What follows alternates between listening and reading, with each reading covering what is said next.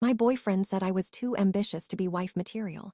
I never thought I'd hear the words too ambitious used as an insult, especially not from the man who used to brag about my achievements to everyone he met. If you had asked me a year ago whether my boyfriend supported my career, I would have said yes without hesitation. He was the first person I called when I got promoted. He helped me practice presentations. He even told his friends that he loved dating a woman who had goals. So when he looked me in the eye one evening and said, "I don't think you're really wife material," I honestly thought he was joking. I laughed. He didn't. That's when I realized the conversation was about to change my life. For context, my boyfriend Daniel and I had been together for almost 4 years. We met in our final year of college, started dating a few months later, and eventually moved into an apartment together. We weren't officially engaged, but we talked about marriage all the time. At least I thought we did. I worked in marketing and I loved my job. I wasn't obsessed with work, but I was proud of what I'd built. I'd started as an intern making barely enough to cover rent, and by 27 I was leading a small team and earning more than I ever imagined I would. Daniel worked in sales. He was charismatic, funny, and incredibly charming. People loved him. I loved him too. At first, our relationship felt balanced. We celebrated each other's wins. When he hit a sales target, I took him out to dinner. When I got a promotion, he surprised me with flowers. But looking back, things started changing after my second promotion. That was the first time I noticed a strange look on his face when people congratulated me. It wasn't anger. It was something quieter, something I couldn't identify at the time. A few months later, we attended a friend's birthday party. One of our friends asked me about a campaign I'd been managing, and I explained that it had done really well. Everyone was impressed. Daniel smiled through the conversation, but the moment we got into the car, he went quiet. I asked, "Are you okay?" He shrugged. "You seem to enjoy talking about work a lot tonight." I laughed. "They literally asked me about it." "Yeah, but sometimes it feels like that's all you talk about." That caught me off guard because it wasn't true. We talked about movies, travel, family, and everything else couples talk about. But I apologized anyway. That became a pattern. Every time I achieved something, Daniel found a way to make me feel slightly guilty about it. When I had to stay late for a presentation, he'd say, "I guess work comes first." When I traveled for a conference, he'd joke, "Don't forget you have a boyfriend." When I talked about applying for a leadership program, he'd ask, "Why do you need more responsibility? Aren't you already busy enough?" None of these comments seemed serious on their own. But together, they started to wear me down. I found myself shrinking. I stopped talking about work as much. I stopped sharing my goals. I even turned down a networking event because I knew he'd complain about me being away for another evening. And then came the dinner. It was a Friday night. We were eating takeout on the couch, and I told him that my company had offered me a chance to lead a major project. It would mean a bigger salary, more visibility, and potentially a huge step forward in my career. I was excited. Daniel put down his fork and said, "Do you ever think about slowing down?" I frowned. "What do you mean?" "I mean, every time I turn around, you're chasing another promotion, another project, another goal." I laughed nervously. "That's kind of how careers work." Stared at me for a second and then said, "Honestly, I don't think you're wife material." The room went completely silent. I remember hearing the air conditioner humming and thinking I must have misunderstood him. "What?" He leaned back and sighed like he was explaining something obvious. "You're too ambitious. I don't know how else to say it. I want a wife who's focused on building a family, not constantly trying to climb a ladder." I felt my stomach drop. "You think I can't do both?" "I think priorities matter." I stared at him. This was the same man who used to tell me he loved my drive. The same man who said he admired independent women. The same man who once told me he wanted a partner who challenged him. Apparently, he only meant that when I was earning less than him. I asked, "Is this really about me being ambitious, or is it about the fact that I'm becoming successful?" His expression hardened. "See, this is exactly what I mean. Everything turns into a debate." I almost laughed because I wasn't debating him. I was asking a question. Instead, I said, "You're telling me I'm not wife material because I care about my career." Saying I don't want to come home every day to someone who's always working. That's not who I am, but it's who you're becoming.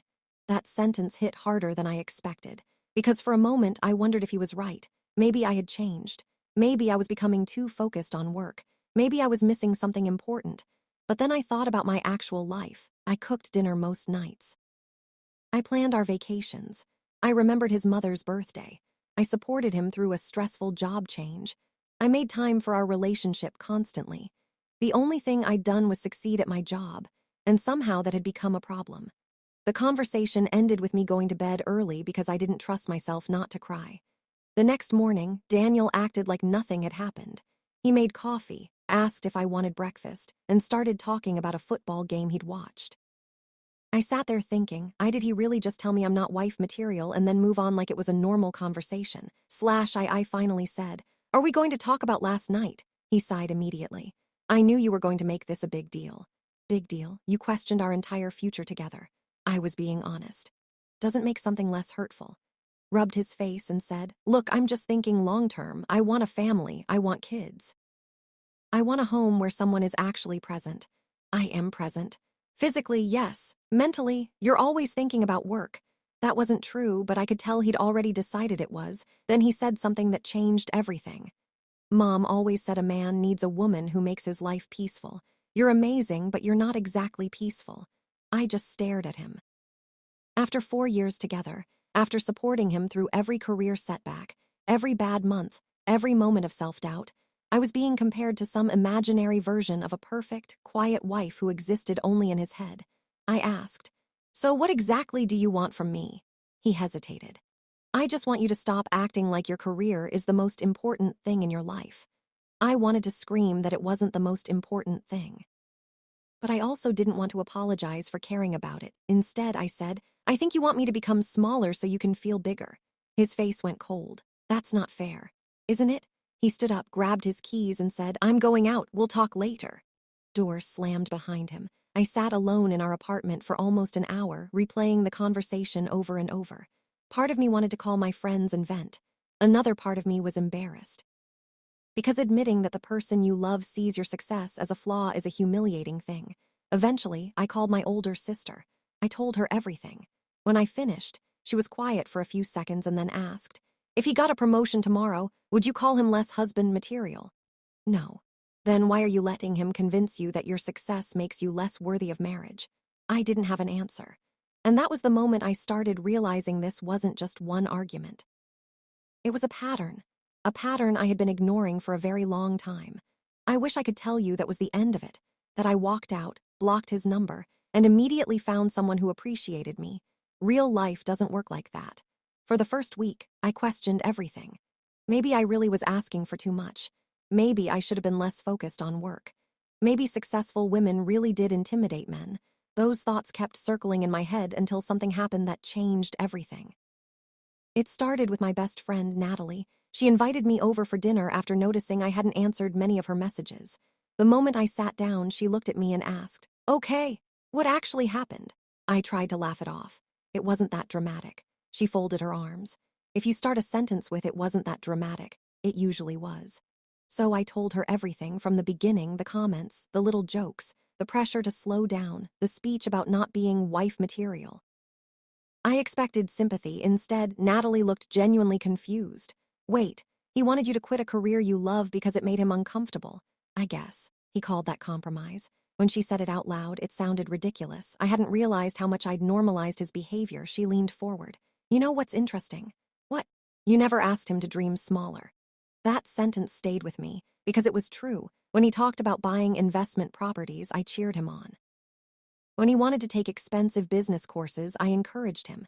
When he worked late, I brought him dinner. But when I chased my goals, suddenly I was selfish. That double standard hit me like a truck. A few days later, I packed the last things he'd left at my apartment. A hoodie, a charger, a couple of books, nothing dramatic, no angry letter, no revenge, just a box. I texted him, "Your things are ready whenever you want to pick them up."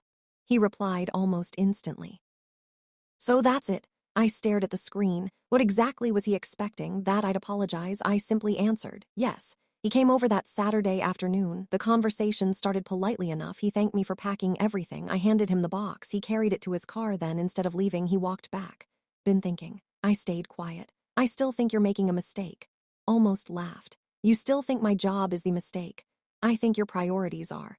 It was again, not concern.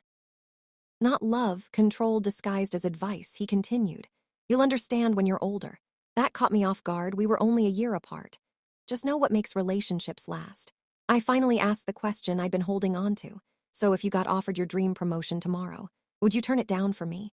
He didn't answer, not immediately. Then he said something that told me everything I needed to know. That's different. Of course it was, because somehow his dreams counted, mine were optional. I nodded. I think we're done here. He looked frustrated. You'll regret choosing work over family. I smiled politely.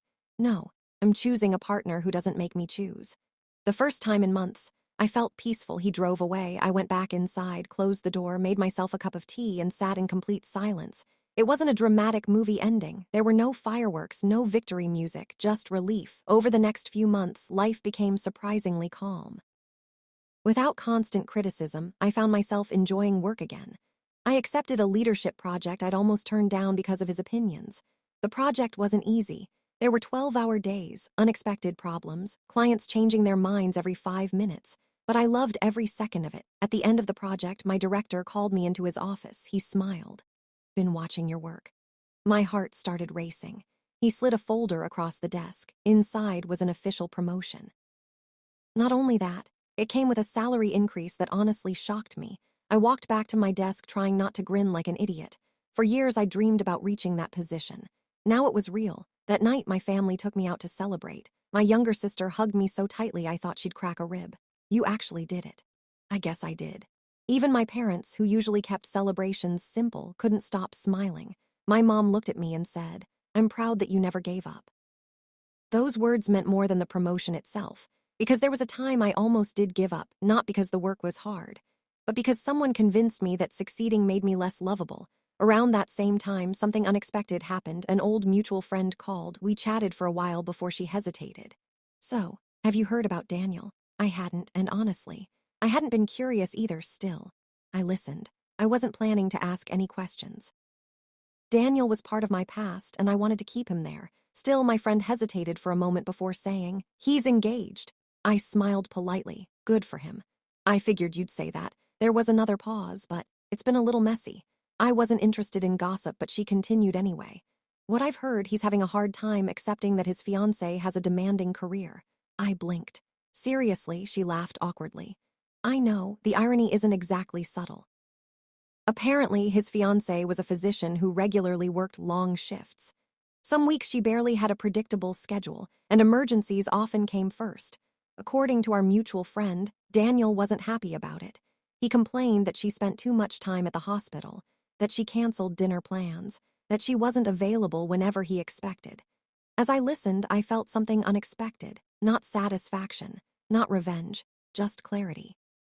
For so long, I'd wondered if maybe I had been the problem, if maybe I really had prioritized work too much. But hearing that the same conflict had appeared in another relationship answered that question. It had never been about my career. It had been about his expectations. A few weeks later, I ran into Daniel completely by accident. I was grabbing coffee before heading into the office when I heard someone say my name. I turned around. He looked surprised to see me. After a few moments of awkward small talk, he glanced at my work badge. "So, I heard you got promoted." I did. "Congratulations." "Thanks." The first time since we'd broken up, there wasn't any tension between us. Just two people whose lives had gone in different directions. He looked down at his coffee before quietly saying, "You know, I think I was harder on you than I should have been." I didn't interrupt. I thought I knew what a relationship was supposed to look like. Looking back, I was asking you to become someone you weren't. Those weren't the words I used to dream about hearing. Months earlier, I probably would have cried. Now, they simply felt like closure. "Appreciate you saying that," I replied. He nodded. I guess I thought compromise meant one person changing more than the other. Neither of us spoke for a moment. Then I smiled. "I hope you've learned that relationships work better when both people support each other's goals." I have. We wished each other well and walked away. As I headed toward my office, I realized something. Winning had never meant proving him wrong. Winning meant building a life where I no longer needed his approval. Looking back now, I don't think ambition makes someone less capable of being a loving partner. If anything, the right relationship gives both people room to grow. The wrong one asks one person to shrink. And if someone ever tells you that your dreams make you too much, remember this. The people who truly belong in your life won't ask you to become smaller just so they can feel bigger.